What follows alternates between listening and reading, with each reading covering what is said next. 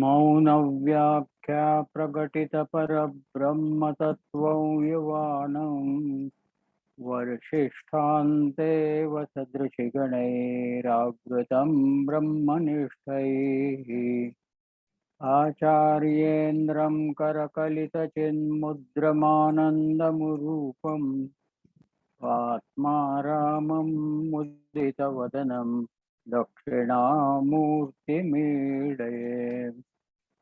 वटविटपि समीपे भूमिभागे निषण्णं सकलमुनिजनानां ज्ञानदातारमारात् त्रिभुवनगुरुमीशं दक्षिणामूर्तिदेवं जननमरणदुःखच्छेददक्षं नमामि। चित्रं वटतरोर्मूले वृद्धा शिष्या गुरुर्युवा गुरोस्तु मौनं व्याख्यानं शिष्यास्तु छिन्न संशयाः निधये सर्वविद्यानां विषजे भवरोगिणां गुरवे सर्वलोकानां दक्षिणामूर्तये नमः। ॐ नमः प्रणवार्थाय शुद्धज्ञानैकमूर्तये निर्मलाय प्रशान्ताय दक्षिणामूर्तये नमः।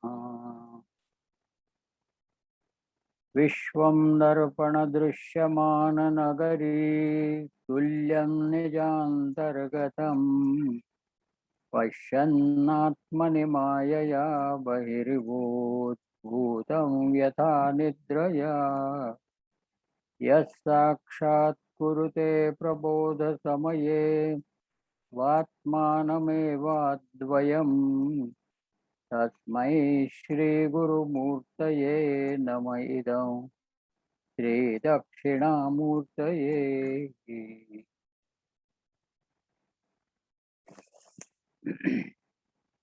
Hari Om friends, welcome to this Char Sadhana Satsang with Sri Dakshinamurti through our Swamiji. We have almost covered the major portion of this first stanza, and which is supposed to be the essence of the entire Dakshinamurti Stotram. And last time we were on that para where Sri Sureshwaracharya, he has interpreted this particular stanza, first stanza, as an essence of all Upanishads. Now the Vedas are basically summarized for their essence in Mahavakyas or in Upanishads, so to say. Upanishads are further summarized into Mahavakyas. And this particular Dakshinamurti first stanza is representing this Mahavakya, particularly the Upadesha Vakya, Tat Swamasi. This Upadesha Vakya, because this is Sri Dakshinamurti, the teacher, and he is also advising, teaching the essence of the Mahavakya. The essence of Mahavakya is to recognize and realize the essential oneness between Atman and Brahman. So this particular aspect, now Sureshwaracharya is trying to interpret in this first verse, and that was our 19th para, where he brings out the idea of oneness of the Supreme and the teacher very crisply in the famous stanza. This famous stanza is quoted at the footnote. Ishvaro Gururatmeti Murti Veda Vibhagine Vyomavat Vyapta Rupaya Dakshinamurtaye Namaha. So which means that there is no distinction between Ishvara and the teacher, except that one is the corporeal form of the incorporeal existence of the other. In fact, he is like space, all pervading. This essence divine is conceived here as Sri Dakshinamurti. Now, this we have done last time. Is there any further contribution on this? Okay, then I would like to ask you questions. Something has to be to break an ice. Guru is Also, primordial truth. In the previous stanza, it was given that Guru is the primordial truth, and to him our prostration is 2-3 paras before. So that is exactly matching with this Ishvaro Guru Ratmevi, that is Ekameva Advitiyam. Both are not two, one and only one. Is it, I can take in that way? Is it right in that way? No, that we have already discussed. But here it is a correlating with the Mahavakya Tattvamasi. Yes. Which by which it is suggested that this stanza is giving us, in other words, the essence of the Upanishad or Vedanta. Yes. So now from that standpoint, the Tatpada, Twampada, etc. follows, and their essential oneness. So now here the essential oneness is between the Supreme and the teacher. Yes. The Supreme is represented by the word Ishvara. Yes. Yes. Okay. So now the oneness with the teacher. Now my question is, Ishvaro Guru Atmeti, there are three entities involved. Ishvara, Guru and Atma. Yes. And there is nothing said about Atma. How is it? That is the manifest primordial truth. So what like analogy, A is B, B is C, so A is equal to C. In logic, Guru, Atma and Ishvara. We have seen the comparison of Ishvara and Guru, and again Guru with the Mahavakyas. So when you correlate this two and the other two, like in logic, how we say in mathematics, A is equal to B, B is equal to C. So A is equal to C. So but that will be. But C is not referred here. C is not referred at all. A is equal to B, that is okay. But A is equal to C or B is equal to C is not suggested even here. No, Guru is the manifest primordial truth. So primordial truth is only one. Okay. Manifest truth. Guru. Manifest form of the unmanifest Ishvara is Guru. Agreed. Yes. What about Atman? Atman is that one and only one Chaitanya in everything, that way we can see. No, only for an understanding. Actually, if you go elaborately, it's entirely different. Just to make an understanding that Atma, Ishwar and Guru is one and the same. This small logic, is it okay?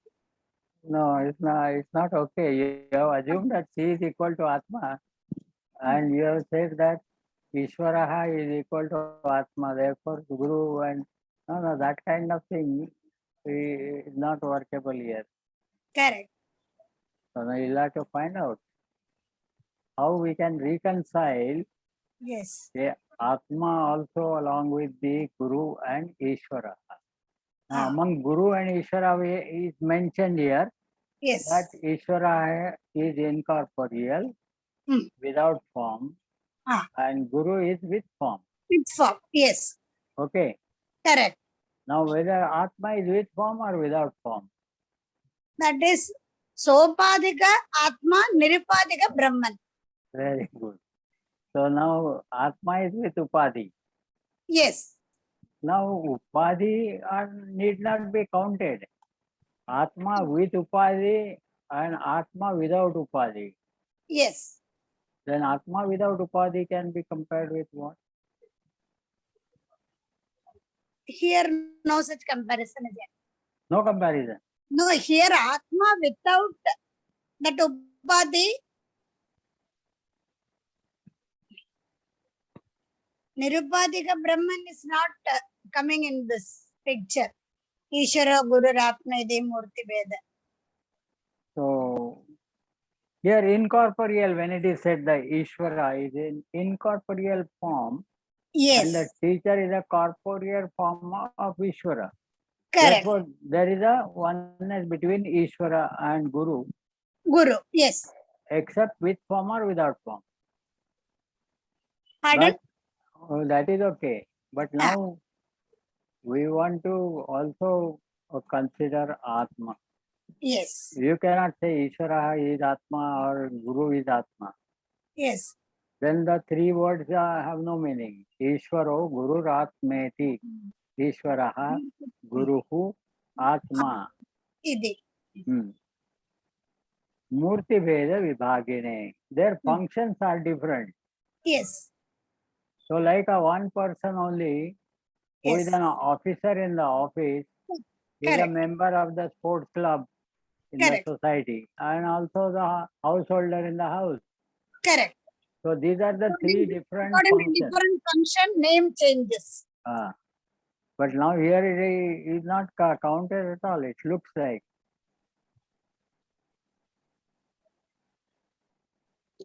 Can anyone try on this?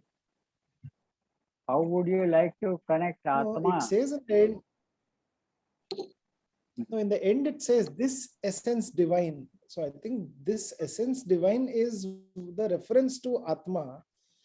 This essence divine is conceived here as Shri Dakshinamurti. So That the is reference related to Atma to- seems to be there in the That is related to space.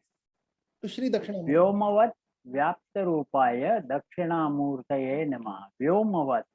So that Vyoman is the space. It's like a space. And the Dakshinamurti is considered as the oneness, the one with reference to Ishvaraha and Guruhu. They are considered as one, and like a space which accommodates anything and everything, similarly, Dakshinamurti is now here considered as essentially the one representing both the Ishvara as well as the Guru rolled in one. And we have discussed this earlier also, that as an Ishvaraha is Sadashivaha or Shiva. In the Himalayas, in Kailas, Lord Shiva is represented by Dakshinamurti as well as the teacher. As a teacher also, he is among the rishis, the saints and sages. He is used to sit along with them and teach them. And their teaching method is that of silence. So the greatest method, highest method of teaching is accomplished by him, and therefore he is the greatest teacher. So on one side he is a great teacher, on the other side he is actually nothing but a descent from Lord Shiva himself. So we can say that both the incorporeal Ishvara aspect and the corporeal Guru aspect are rolled in one as Sri Dakshinamurti. This Sir, part the we have pure discussed. knowledge, the pure knowledge and the all pervading consciousness rolled Okay. in one. Oh, okay. But Is now- a Dakshinamurti, Guru. But my question is Silence. about Atman. See, when Dakshinamurti in the silence, all the doubts of the disciples used to get clear because he is a all pervading pure consciousness. So he could reach to each and everyone and clear his doubts. So he is a knowledge and he is a pure consciousness also. Very good. You have it's a very good attempt. Does anyone else would like to further contribute?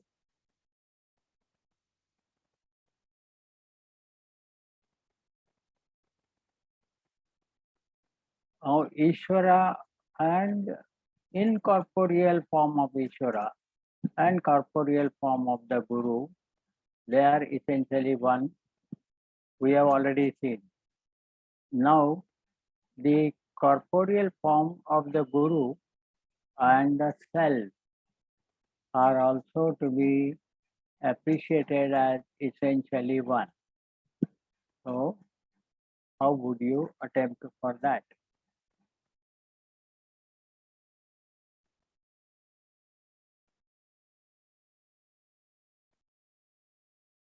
Or how come that it is not referred here at all? This Sat aspect alone is Parabrahman. Satchidananda Advaya aspect is Brahman. Satchidatma, Satchidananda Paramatma, Satchidatma. These all four levels are practically synonymous. There are only levels, and those levels are from pure knowledge to infinite light of awareness, and from there to all pervading universal light of witness consciousness. All these levels are, for practical purposes, for us, they are synonymous. Now the Atman represents the pure consciousness, witness consciousness. And this consciousness in each one of us is a ray of that light of all pervasive universal witnessing consciousness. So this is now, we have to see that where exactly our Guru is at what level and the self is at what level.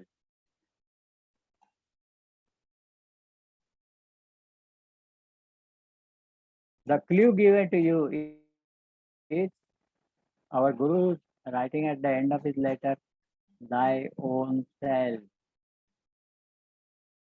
The Guru himself, our Guru, used to write at the end of the letter, thy own self, Swami Chinmayananda. He would sign like that below. Before that, he would write thy own self. So I am thy own self. The teacher is showing his essential oneness with the Jiva in his true nature as self or Atman. So now the aspects of the knowledge, the pure knowledge, the Ishvaraha is of the level of knowledge. Ishvaraha we have already seen as all-knowing and all-powerful. These are the two, you can say, adjectives specially qualifying Ishvara. Sarvajnaha, Sarvashaktiman.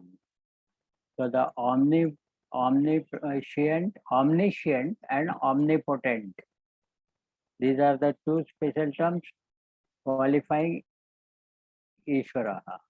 Before that level, it is Brahman, which is all pervasive. So Sarva Vyapi is already there with the truth, the Sat aspect, the existence. The existence is all pervasive, and that is why it serves as a substratum for all the relative existences, all names and forms, all forms, whether living or non-living, they have a relative existence. They have a beginning and they have an end. And though their existence is relative, and still they survive in between their birth and death, this survival is possible because they are supported by the substratum of absolute existence. Brahman is all pervasive, absolute existence. So this substratum supports all the relative existences. This is the highest level. Then coming down, the reflection of Brahman in Maya is called as Ishvara. Reflection of Brahman in Avidya is called as Jiva. These are only reflections. Okay. Now, Ishvaraha as such is unmanifest form. By itself, it is unmanifest. It does not have a form. Therefore, the term used here is incorporeal. The Ishvaraha is incorporeal. And the Guru is corporeal, meaning physically he is available to us for the guidance. So that's the only difference between Ishvaraha and Guru. This is up to this is okay. Is there any problem in understanding this? Yes, Aniket.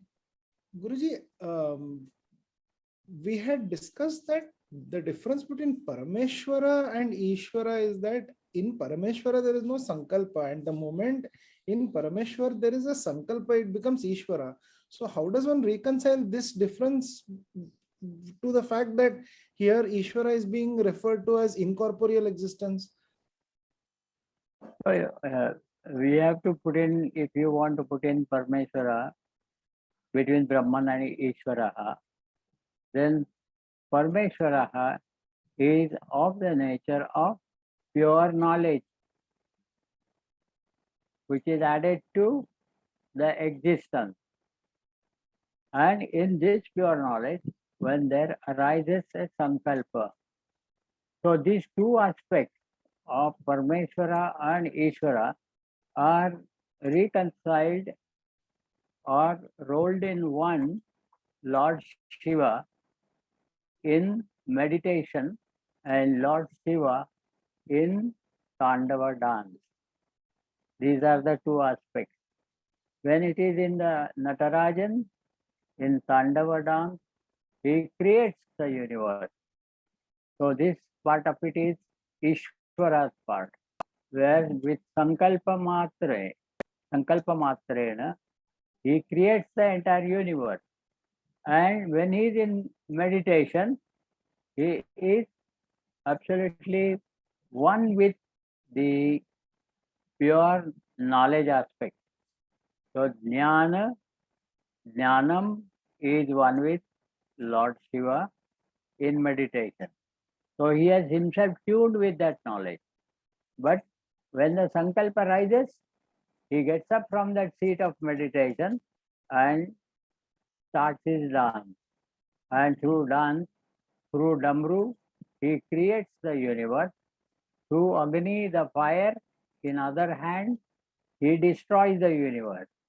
And in between the creation and the destruction, that is his continuous activity, in between there is some sense of existence. This existence even is supported by Brahman. That is what we have seen earlier. The relative existence is supported by the absolute existence. And Before the existence, the relative existence, there was only the pure knowledge, and pure knowledge was brought to manifestation by Maya as infinite light of awareness. Now, this infinite light of awareness, the speciality at this level is that the light of awareness belonging to Paramatma is his own original light. Later on, it is only the reflections of these lights that we see in consciousness and the other levels of consciousness. But the awareness, the light of awareness, is original light of Paramatma. And this is the manifest form, the first manifest form. Before that, it was pure knowledge with Brahman. So we have termed it as Jnanamayam Brahma. So between, and yesterday, I think yesterday or so, we have discussed this aspect, the difference between pure knowledge and the which is unmanifest, and the manifest form as the light of awareness. So this light of awareness belongs to Paramatma. We are, now you see in the camp, the nature of the self. First verse says that I will tell you the nature of Paramatma. The theme is nature of the self. So we are one Paramatma, and the nature of the self is what is there present in all the human minds, is present as pure consciousness or witness consciousness. But Paramatma as such, Satchidananda Paramatma as such, is one, and that is the self. And his presence is available in all the human minds as witness consciousness.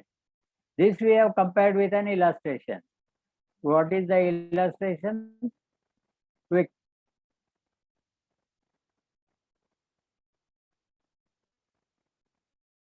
How we compare the Paramatma as one, and the witness consciousness in all the Multiple human minds. pots, What is that? the multiple pots containing water, the multiple no. pots, many No, pots no. containing water. No. The sun is one, and his light is everywhere in all directions. So Paramatma is one as Satchidananda, and his light as all pervading universal consciousness is everywhere, and the ray of that consciousness has entered our intellect and is reflecting there as the conditioned or reflected consciousness. So the ray of that universal consciousness is in all of us. We should realize that ray of pure consciousness in us, and we are directly connected to the universal consciousness. Then this universal consciousness is the, we can say there the light is borrowed from the awareness, whereas the awareness is the original light manifest, and that belongs to Paramatma.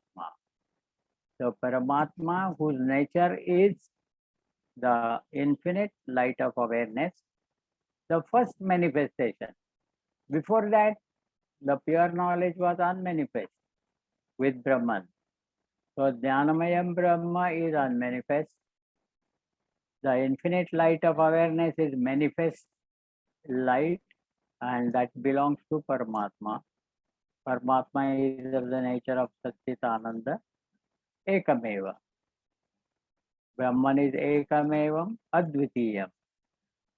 So these are the two levels, and Paramatma is present in all of us as the light of awareness, illumining all our experiences, and the witness consciousness, illumining all our equipments and activating them so that we can interact with the world.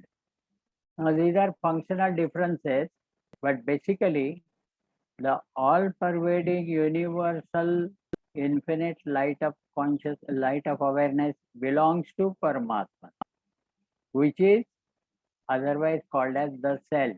Here it is called as supreme self.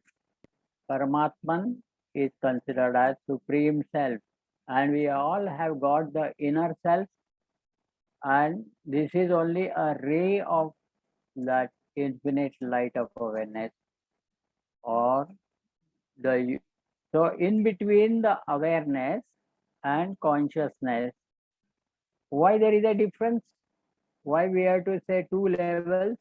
One is the original infinite light of awareness, and the next level is universal witnessing consciousness. Why there are two levels? So when there Because is we nothing refer to on- witness, sorry, Nothing please go to ahead. nothing to witness. The light of awareness, when there is,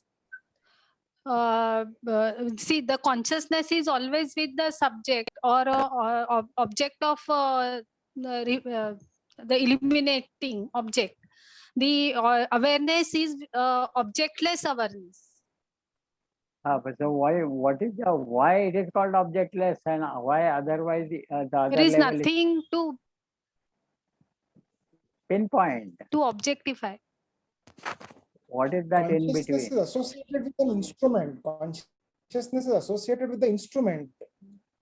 Which So instrument? we are when we are with the body or the mind or the intellect, we are either the perceiver, the feeler, or the thinker, and consciousness illumines all of these experiences. But if I consider the illumining entity minus all these instruments and minus all the roles, so it's basically role versus the role player. So then No, what don't is go. left minus all the roles? Now you have hold on to instruments only. Don't go further to role and role play. Okay, first.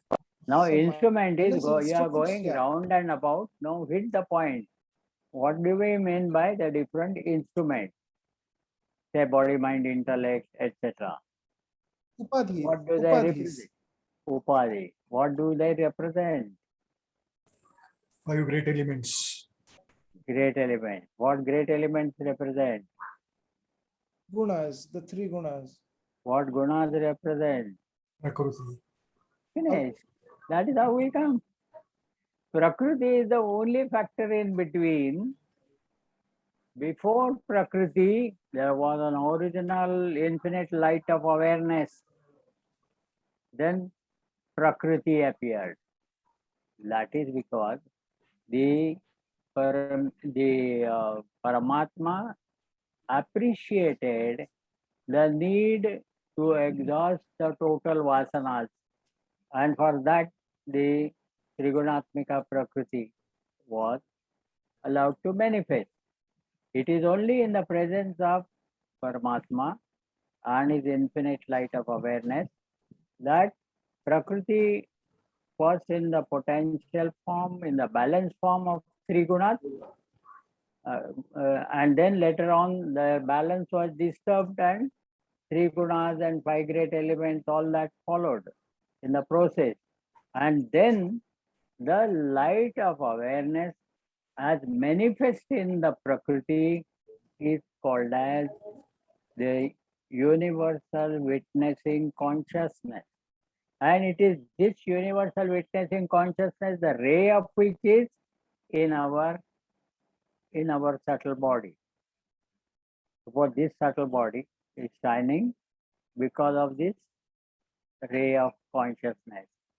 But our essential nature as self is Paramatman, with infinite light of awareness. This light is original, and all others are only reflections thereof. At all the levels of consciousness are only reflections, whereas in awareness, it is the original light that belongs to Paramatman, the Guruji, Supreme Self. Guruji, actually, even if we take a small mirror and if we reflect the sun and we Hmm. see the reflection of the sun, actually it is one of the billions of the ray of the sun which is coming and getting reflected in the mirror. But actually, what we see in the mirror is the full sun. So Yes. there is no reason to assume that Atma versus Paramatma is small versus big. No, it's actually the full, because the reflection is also the full sun. So when the reflection is complete, so it doesn't mean that reflection is equal to original. No. Original. Reflected and reflection are different, no? No. I agree they're different. I agree they're different. Why this thought came? Somewhere when we say Atma versus Paramatma, that in while we think about it, while I think about it, there is the sense that there is a difference between them. So I just tried extending that analogy. So मग असं वाटतं की first परब्रह्म मग ब्रह्म मग त्याच्यात माया मग परमात्मा मग आत्मा. So see, we create these levels to bring in differences in how we perceive. But if I were to think to understand that there is essential oneness, then the thought that came to me is that although the sun's light goes in all directions, wherever I may place a mirror and reflect the sun, I still see the whole sun. So there is no reason for me to assume that the consciousness which is manifest in me is anything less than the Paramatma that exists. It is not less than that at all. It is full Paramatman reflected there, but a ray of light is sufficient for our equipment to reflect the entire Paramatman. You will see that the sun so vast, and even a dewdrop also reflects complete sun. In a small dewdrop, you will find a shining point, which is a complete sun reflected in the dewdrop. So this idea, but basically the dewdrop doesn't cover the expanse of the entire light of the sun. Dewdrop can at the most receive some rays of light. But through the rays of light, it is the entire sun that is reflected in the dewdrop. Similarly, through the ray of consciousness, it is Paramatman only that is reflected. We are conceiving levels only for our access of understanding, recognition, and realization. So therefore, the levels are only for our understanding purpose. There are no such levels. As such, basically the Paramatman alone is the truth, and all others are only mirrors reflecting him. Therefore, our subtle body is a mirror, mind is the mirror, and it reflects the glory of the sun, and that sun is Paramatma.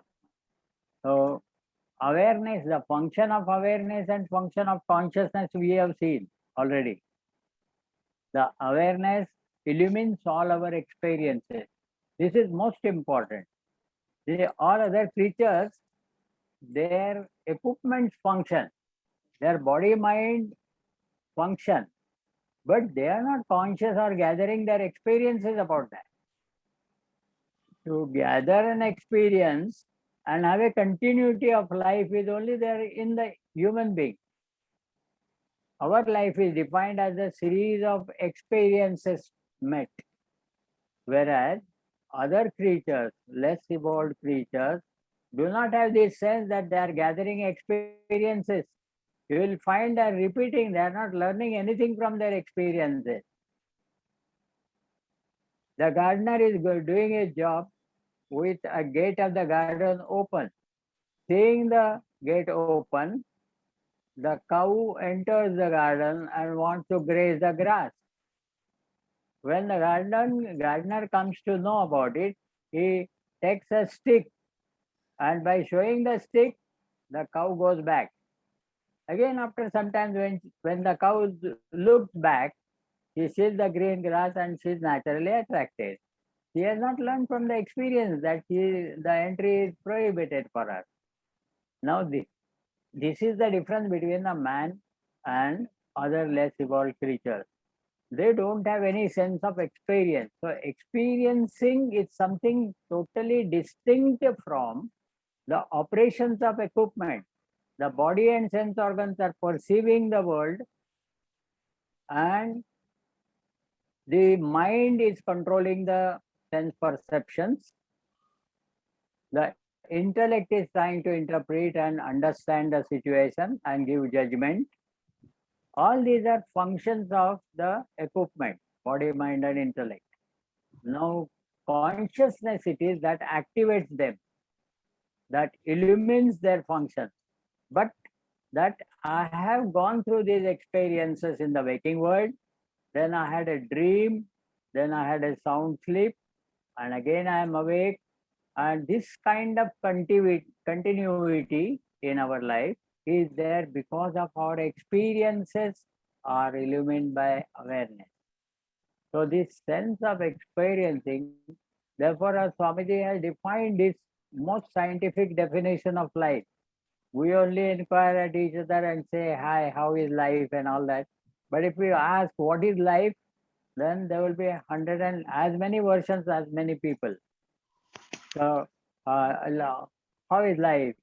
One will say in Indian expression, pulling on, and somebody will say it's all garden, like a garden. Others will say it's an ocean of sorrow.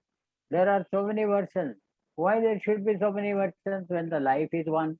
All are alive because of that life. So when the life principle is one, why it should be different from individual to individual? So the differences, the variables that cause the differences, they are within us, like mind, intellect, etc. And they gain the different experience from the same situation. 10 people working in the same situation will have different experiences. So even these experiences they are aware of. And when man is aware of that experiences, then Swamiji defines life as a continuous, unbroken series of experiences. He doesn't say anything else.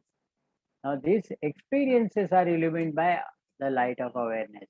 Light of awareness is the nature of Paramatman. And this Paramatman is the Supreme Self. We are essentially that. Now, coming back to our point is the Guru and the Self. They are essentially one. So now this aspect we have to appreciate. The essential contents of the teacher is that of knowledge. The knowledge pure is manifest as infinite light of awareness, and there we call it as Paramatma. Then the Lord Shiva as Parameshwara and Ishvara, and later the Avidya, the Brahman reflected in Avidya is called as Jiva. The reflection is called as Jiva. But essentially, the source of Jiva, when the Avidya aspect is removed, then it is one with Paramatma. Therefore, Guru comes and tells you his identity, that he is your own self. So therefore, separately the self or the Atman is not considered to show the essential oneness. Here, as far as Dakshinamurti is concerned, he is the teacher as well as Parameshwara. Now, the Dakshinamurti need not be again said that he is also the self in us. He is the self in all. This is not necessary, because basically the pure knowledge and Brahman, these aspects are cleared. They are already described, and the teacher aspect is also covered. So the teacher in the form of knowledge is telling the individual, saying that the teacher is essentially the self of the individual. Now this common thing is the knowledge only. Its aspect, we have seen two aspects. One is awareness aspect and other is consciousness aspect. The consciousness aspect is enlivening the equipments, activating them, illumining them. Therefore, one is conscious of, I'm using the word, one is conscious of the perceptions of the outer world, the feelings related to that in the mind, and the thoughts related to that in the intellect. These are all illumined by consciousness. Equipments are activated by consciousness. Therefore, the consciousness will make the equipment function according to their nature. So the body will perceive, the mind will feel, the intellect will think. This is all possible because of consciousness, right? Now, the individual should get this as his experiences. Body doesn't know what it is doing. The sense organs do not know what they are doing. They are functioning, but they are not self-conscious. The consciousness behind them enables them to perceive. So the consciousness has reflected in the intellect, activated the intellect, then man has become self-conscious. And further it has gone to the mind and it has illumined the faculties of perceptions in the mind. Faculties are located in the mind, whereas the actual gross sense organs are located in the body. The eyeballs, etc., are in the body, but the actually faculty of seeing is in the mind. So the consciousness illumines the faculties in the mind, then consciousness, then thereafter the sense starts operating, functioning. So consciousness first reflects in the intellect, then the mind, then the faculties, then the body, and then the objects in the world. They are all illumined by consciousness. This is one level. But to the individual behind these three equipment is one. And he feels that he is gathering the experiences. This is something unique for the man. Likewise, the creatures don't have any such gathering of experiences. Otherwise, they would have also been developed. The dog is dog for the ages, aeons. There is no improvement in his behavior. There is no understanding or improvement in his perception. The same, all creatures are behaving as though they are programmed. And with reference to human mind, mind is also programmed. But the intellect is the one that human mind has got, the intellectual aspect, which is not only controlling the programs, but himself a programmer. So he can even change the program. That capacity the human intellect has got. And this aspect helps us gather the experiences consciously, and these experiences are illumined by the original light of awareness. And therefore, I say that I spent my childhood in these experience. I had these experiences in the childhood, in the youth, and in the old age. And this sense of continuity of life lived is in terms of experiences. Therefore, the life, we have defined it as a continuous, unbroken series of experiences. So this is indicative of awareness, the light of awareness, which is the nature of Paramatma, and that is our self. So the Supreme Self is only one. Its rays, light of awareness, spread everywhere, and therefore that ray of light is entering in the human mind and making us self-conscious, and thereafterwards, as through upadhis, through conditioning, this consciousness is activating them and illumining their function. So these are the two different things, but essentially their source is pure knowledge. Guru represents that pure knowledge, and all further, we can say the manifestations of this pure knowledge. First manifestation as infinite awareness, and the second manifestation as all pervasive consciousness. These both the levels are of the knowledge only, and of them, both of them are in human mind. Therefore, the teacher tells the jiva that he is the jiva's own self. So this sort of oneness need not be separately said. What is important is the Parameshwara, the Lord and the teacher. They are essentially the same. And in our early discussions, we have said that when of all those four types of graces, Atma Krupa, Isha Krupa, Guru Krupa, and Shastra Krupa, these four graces are essential for the man to realize the self or truth.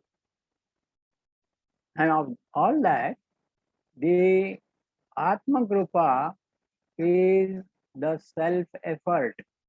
And of all the four Krupa, Atma Krupa, the self-effort comes first. Unless you move your limbs, nothing will happen. So God helps those who help themselves. So thus it starts with Atma Krupa. And then if your Atma Krupa, the self-effort is in a right direction, in an appropriate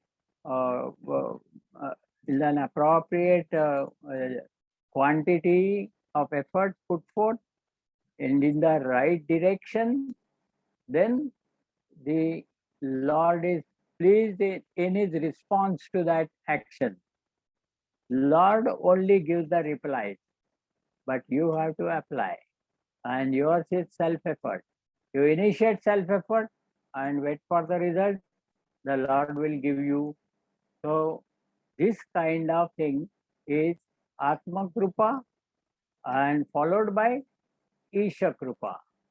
So when you are able to be conscious of your own duties and responsibilities, and you are disposing them properly with the proper right attitude, then the God is pleased with you and he graces you, meaning you are able to be conscious of, awareful of your duties and responsibilities. Many times we want to do certain things, we want to do what we are supposed to do, but it does not strike to us that at this moment we should do this.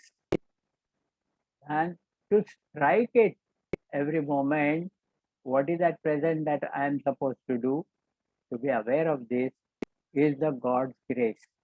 So this aspect is God's grace. And when the God is pleased, he comes in the form of a teacher and tells you or gives you the self-knowledge. This is exactly, first three graces are in line, and when one is able to absorb the knowledge given by the teacher in a right perspective, then the Shastra Krupa is the last one, where he is able to read between the lines what scriptures are saying. As Tukaram Maharaj says, Vedanta to artha amasita thava, yerani vava bharamatha. He has openly criticized the scholars of the Vedic Pandits, and he says essentially we know how to read between the lines what scriptures have said. Now this kind of grace of the scripture is the last one, where one becomes one with the truth, ultimate truth. So these four graces are essential for the realization of the truth. And in this aspect, the first one is Atma Krupa, the self-effort. And Guru only reminds us that he is essentially my own self. And when this is understood, then the self-effort, it begins with Atma Krupa, the self-effort, and then all other graces are open to us. Unless we move our limbs and initiate the action in the direction of self-improvement, etc., nothing will, no other grace will have any response. But once you start undertake the self-effort appropriately and in the right direction, adequately, then the Lord grace will come and you will be conscious of your duties and responsibilities. You will be able to discharge them properly, efficiently. And thus, when the Lord is pleased with your performances, He will appear in the form of teacher and gives you the self-knowledge. Likewise, we have all the other three graces flow one after the other, but it all begins with self-effort. You have to initiate this effort in this direction. So the last one, the Guru and the Jiva, basically, essentially all these are of one substance only, and that is knowledge. The ultimate goal that the human mind has to reach is to become of the nature of pure knowledge. That is our last goal. And this knowledge is the nature of Brahman. Therefore, that we will reach the ultimate truth through knowledge. Our job is to get that knowledge. So this knowledge is received from the teacher, and teacher only tells us that you are essentially of the nature of knowledge. Therefore, this essential oneness between the teacher and the student is here taken for granted. It is not separately explained. What is important is the oneness between the teacher and the Lord. That essential oneness is indicated here and represented by Sri Dakshinamurti, who is the Lord and the teacher rolled in one. And therefore here the self was not referred. It's a bit subtle point, and that's why we make it a bit accessible with the help of different levels. The pure knowledge with Brahman and the manifest knowledge as infinite awareness, the reality, which is the nature of Paramatman, the Supreme Self, and then the reflection of Brahman in the Avidya Maya is Jiva. So Jiva has to realize his ultimate nature as pure knowledge. Guru is the knowledge incarnate, and he reminds that I am essentially your own self. So this kind of oneness has to be appreciated, and therefore we follow the guidance from the teacher and reach our destination of pure knowledge. This is exactly in our sadhana, we need to appreciate this. So there is no special commentary required to show the oneness between the teacher and the individual, the self of the individual. Therefore, that was a point a bit subtle, but it was required to be resolved, and we tried to reconcile this through this discussion. Now, is there anything on this point you want to further initiate? Any new point for discussion? Guruji, one thought that came here is that we are saying that Guru is the corporeal form of the incorporeal Ishvara. So, since we say Shrotriyam Brahmanishtha, then if we, then the moment we say Brahmanishtha, it Ah. means the entire Sukshma Sharira activity of the Guru is aligned with the pure knowledge only. So to that extent, then it will be the pure reality only, no Guruji?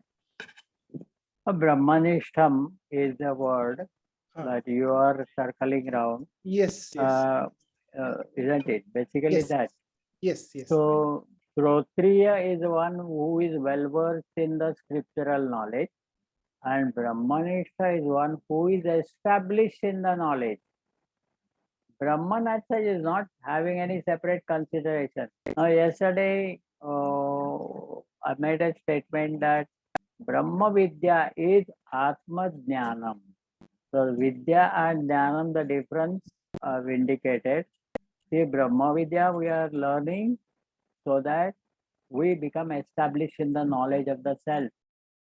So, first we have to appreciate the knowledge of the self, which is illumining all our within and which is illumining our experiences, which is activating our equipment, which is illumining the functions of the equipment and also the objects outside.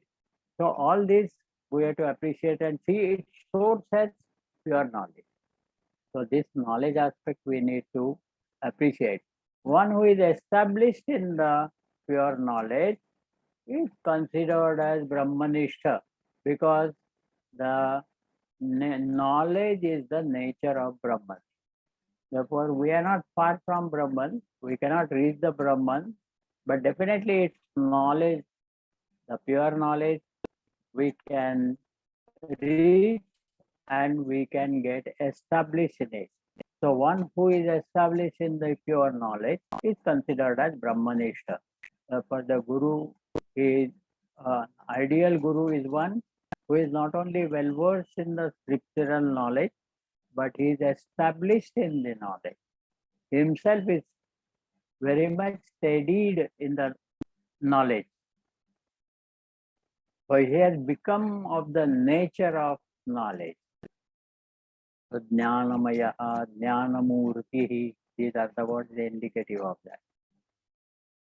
Jnanamurti, so Guru is another corporeal form of the knowledge only. So for the sake of manifestation, he has got the body.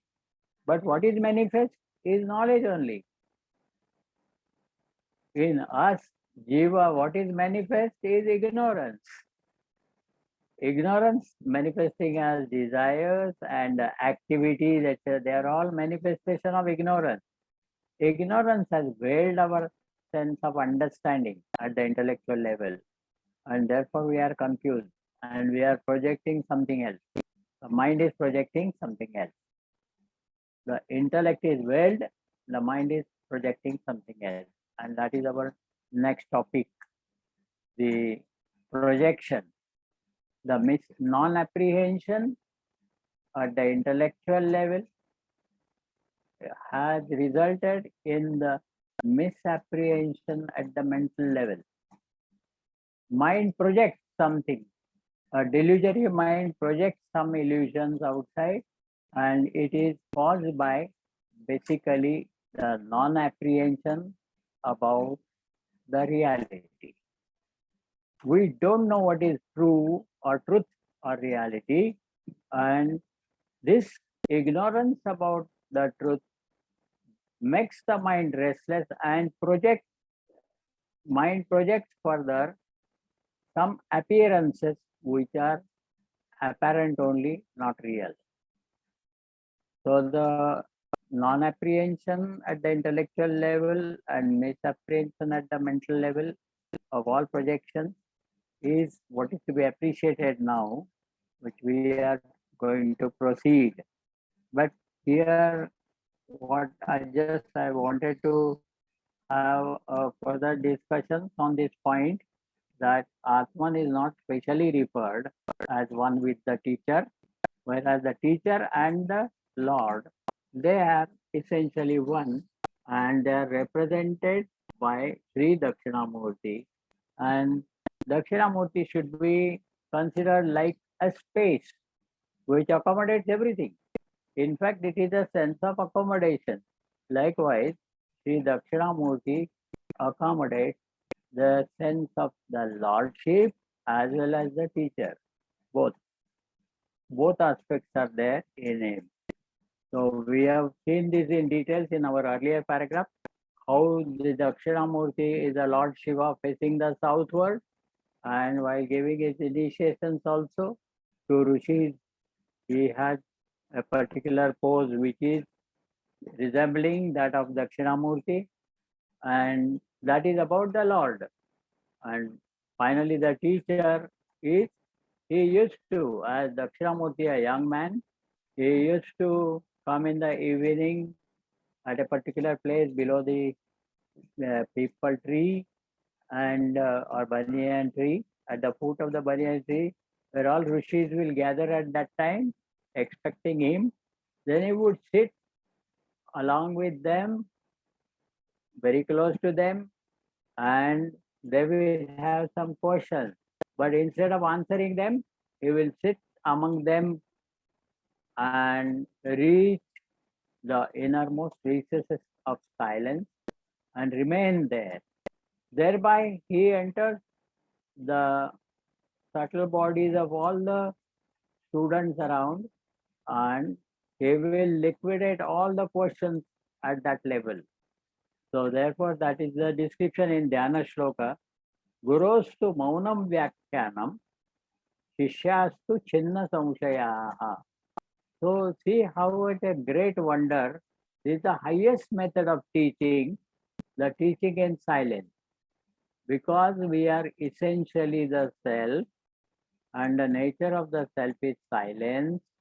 Therefore, the Guru has reached his own inner recesses of silence and remained there. And naturally, in each one of us, the silence is the self. Self is silence. And when he has reached the silence, he has reached the self in all. And then he has become the self in all. Now, by his own capacity, he has liquidated all the sense of agitations or uneasiness or restlessness due to the questions they had in their mind. And these are all that he has liquidated. And the students found that without expressing their doubts to the teacher, the doubts have been cleared in their minds only, at the mental level only. Shishyastu chinna samshayaha. Gurostu maunam vyakhyanam. The eloquence in his speech is indicated by silence. So it's a eloquent silence, you can say. So this kind of eloquent silence has liquidated or answered all their doubts without they themselves expressing them by their speech. So this is how at the silence level only all doubts are cleared. This is the highest level of teaching, and very rarely we only know about Sri Dakshinamurti, who used to teach in silence. Otherwise, normally the teachers have to explain it through their discourses, etc.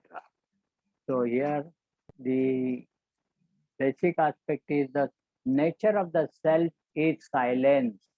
Shanta Atma is our nature. So therefore we are essentially silent. And silence is not so many. The silence as such is only one. When Guru reaches that silence, he is with us. And when he is with us as our own self, then in his capacity, he liquidates the disturbances in the mind, which has got doubts, etc. And thus, the students, to their astonishment, they found that their questions, before they could express, they are already cleared. They have no questions or no confusions at all. Now, this is a great ability of the teacher to answer their questions at their own mental level. By himself becoming a silence, and becoming the silence of the self in all the students, and thereby clearing their doubt. Many times it so happens that we are, when our minds are agitated and restless, we are not able to solve our problems. Then we can see somewhere in the novels or in the movies, the hero goes to some garden or somewhere in the seashore or near the river or lake and sit there. And when his agitations are quietened, when they are pacified, then in that silence, when the mind becomes pacified, he gets the answer to his question. So all his problems are resolved when the mind reposes itself to the state of quietude, and we'll find that the problem is no more a problem. It is resolved. So this kind of process, instead of a person undergoing that, the teacher himself, by his own capacity to reach his own innermost recess of silence and remaining there, he has an access in all the individuals within individual subtle body, and there he is again the self of them all and liquidates all the agitations of the mind. So this capacity is very rare. It is divine, godly capacity of the Lord Shiva himself becoming the teacher. We have in our Guru Parampara, we are saying that Sadashiva Samarambham Shankaracharya Madhyamam Asmadacharya Paryantam Vande Guru Parampara.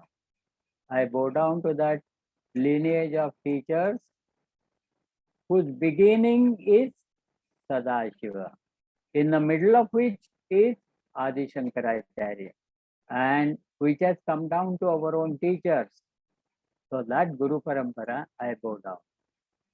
So this is the Sadashiva, therefore, is the Adi Guru. The first teacher is Lord Shiva himself. And the Dakshinamurti, therefore, represents not only the teacher, but also Lord Shiva as the Lord, as well as the teacher. They are rolled in one, and that one is here indicated as Sri Dakshinamurti. So this is the basic point in this para. The 19th para was Sureshwara's special commentary on this, and which says that this is in fact the essence of the Upanishad. Now, how is it that we have to quickly, we will proceed to the next point. Now the point, based on Sureshwaracharya's commentary, further arguments are raised. The para 20th, I'll read now.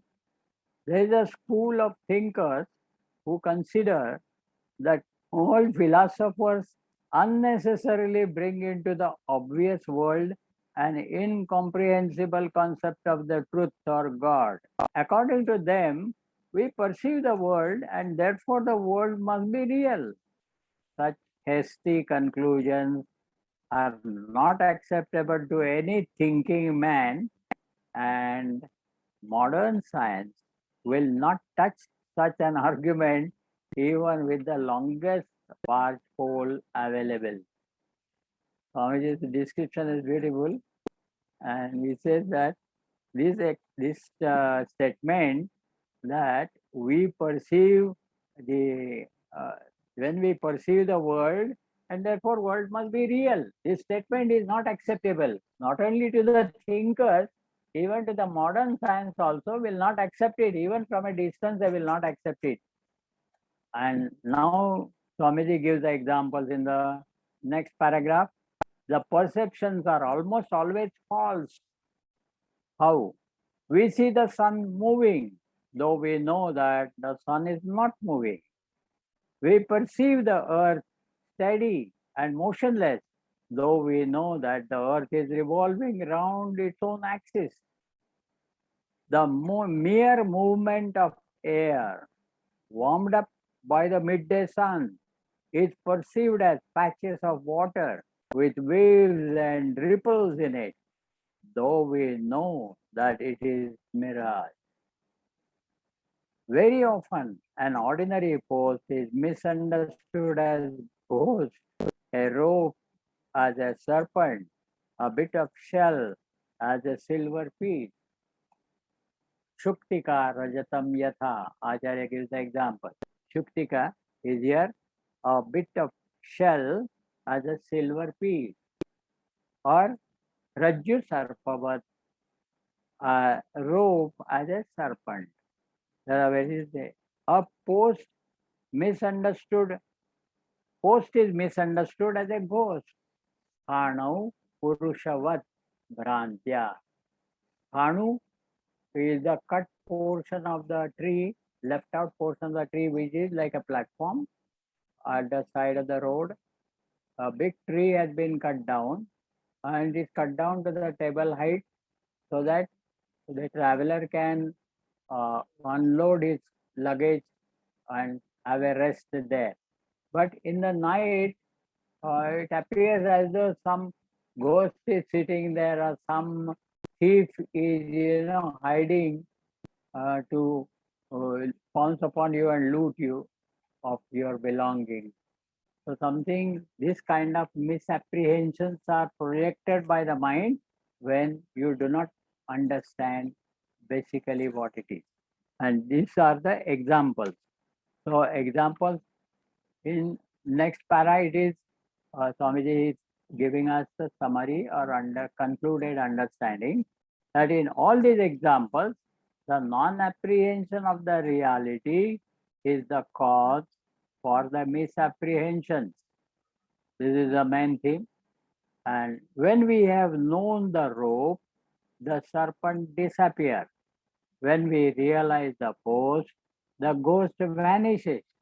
The non-apprehension of the truth causes the misapprehension of the pluralistic world. This is the concluding statement of 22nd para. So here basically thing is that when you do not understand a thing, you tend to misunderstand. This is the basic. At the intellectual level, you don't have a clear-cut understanding because it is veiled by the sense of the avidya, the non-apprehension. Earlier we had discussed it as a mist of avidya. So the intellect is wrapped up with the mist, and therefore intellect is not able to have a clear understanding. When the intellect doesn't have a clear understanding, then the mind tends to misunderstand, and it has its projections, imaginary projections out. And these projections are indicated here, that when you do not know the post, the mind projects it as a ghost. When you do not see clearly the rope, then your mind projects on the rope the ghost. These all superimpositions are projections by the mind, and these projections are only apparent, not real, because the real is non-apprehended by your intellect. Therefore, the mind has the projection. So this basic idea that when you do not understand at the intellectual level, then your mind misunderstands and projects something that is apparent, not real. So this basic main idea is throughout these 2-3 paras are clear. With examples also, Swamiji has given. And this is in continuation with that argument. When people say, why unnecessarily bring philosophy and all these contents, when we are perceiving the world, why not accept it is real? So it is said this argument is not acceptable. World itself is a projection of the mind, which is confused, and because there is no clear-cut understanding of the reality. So the reality not understood is superimposed by the mind as its projection. And this is a mistake of the mind that it has projected something else, because basically we are not understood what it is. So this main idea has been covered here in these 2-3 paragraphs with the illustrations. Now the argument is being answered here in this form only. So when they say that world is perceived, an important word used is the obvious world. The word used here is this. Their argument is that all philosophers unnecessarily bring into the obvious world an incomprehensible concept of truth or God. So here, obvious world, the word obvious is very interesting. Oh, it is obvious. Obvious means what? You have the eyes and there is a form and color outside. So it is obvious. The perception of that form in the form of color or the form or color is obvious. When you have ears and there is a sound, it is obvious that you will hear the sound. Now, why you consider that no, sound is only fake or apparent, it is not real and all that? Why bring philosophy when something is obvious? That is the point. When whatever is seen as apparent, the real will be understood only when we study with our clean vision, with the help of the philosophy, we will get the better understanding and we can always confirm it. It is not that we are trusted to accept whatever the philosophy says. We have got our own logical reasoning and we can always see their arguments, we can test them on our own logic and convince ourselves and then again try it out whether it is only the world of names and forms or it is an all-pervasive consciousness. This is really a matter of something which we call it now as something beyond the obvious. What is obvious is perceptible, but what is beyond the obvious is not directly perceptible. It can be understood.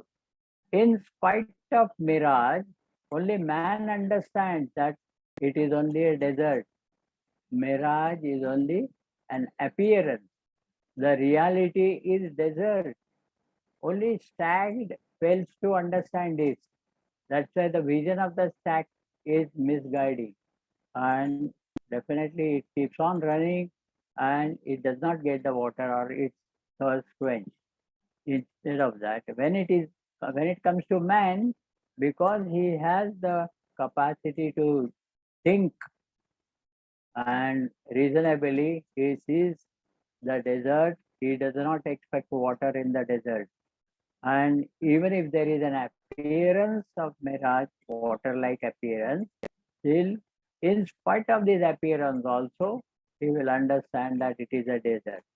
In spite of waves, it is water. This is the vision. This is beyond obvious. You are seeing the waves rising on the ocean and that you are not able to see the ocean. When you see ocean, what comes to our eyes is the rising waves. That's how we will understand the ocean. But ocean in its play is appearing like waves. But waves do not stand independent of ocean. Now, ocean is not immediately, it doesn't come to our sight. What we see is only rising and falling waves. So this we need to understand that waves are apparent, the ocean is real. Ocean is a manifestation, the water is the ultimate truth. So the truth, the reality, and the appearance, these are something which we can find out only when we question the obvious. Why should we assume that obvious is real? Obvious is something which is perceptible, and perceptions need not be considered as real. Now, even the science says that if we change the frequency of light, the world may disappear.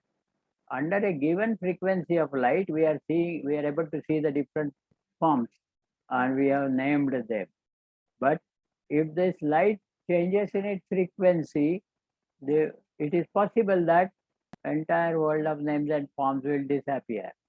Therefore, this what appears is subject to disappearance. But what we should see is what is the spirit and substance behind the appearance. So what is appearing is water-like appearance, and what is the truth is the desert. So this kind of to appreciate the desert is something beyond the obvious. What is obvious is water-like appearance.